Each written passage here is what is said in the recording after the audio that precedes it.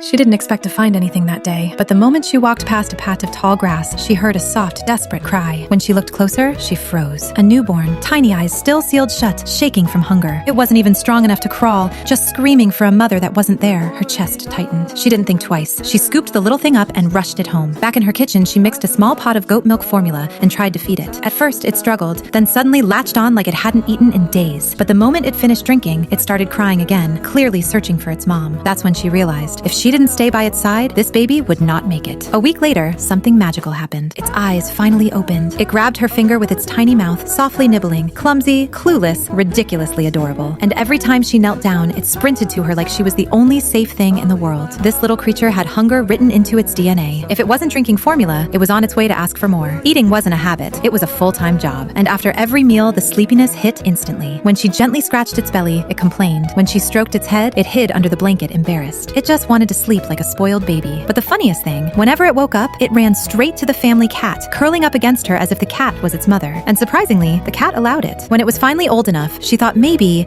it was time to return it to the wild. But the moment she put it down outside, it refused to leave. It clung to her like a child terrified of losing its parents. Her heart broke. She couldn't force it away, so she took it back home. Days turned into weeks, weeks into months. And by then, she wasn't caring for a baby anymore. She was caring for a maniac. It grew mischievous, fearless, bold enough to climb onto her face and poke at her ears like it owned the place. She had zero authority left. She bought him dozens of ball toys just to keep him busy, but no, all he wanted was her. She even took him to a swimming center, held his tiny hands and spun him in the water a full, and he loved every second of it. After swimming, he rolled around on her robe to dry himself, smart, shameless, and proud of it. On the ride home, he sat beside a dog. The dog ignored him, so he hugged the dog anyway. Classic extrovert troublemaker. Later, she learned her friend had adopted the same kind of creature. She took him over for a visit. The moment the two babies saw each other, both froze, wide-eyed, confused, terrified. He immediately hid in her arms, shaking. She had to calm him for minutes before he dared move again. But of course, food solved everything. Within minutes, they were playing like lifelong friends. But then came the true shock. 2 months later, he gave birth to 3 babies. Just like that, her quiet life reset to chaos. She was a full-time mom again, feeding, cleaning, nursing 3 hungry, screaming infants. Months passed. They grew big, strong, full of attitude, annoying the old people when they slept, clinging to the kid when he tried to go outside. Chaos every day. But through all the madness, she never left them. And they changed too. Patient, gentle, loving, never fighting for food, always waiting their turn. She had only picked up 1 helpless baby from the grass that day, but by loving it, nurturing it, and refusing to give up, she ended up raising a whole beautiful little family. Every life, when loved, blossoms into something extraordinary.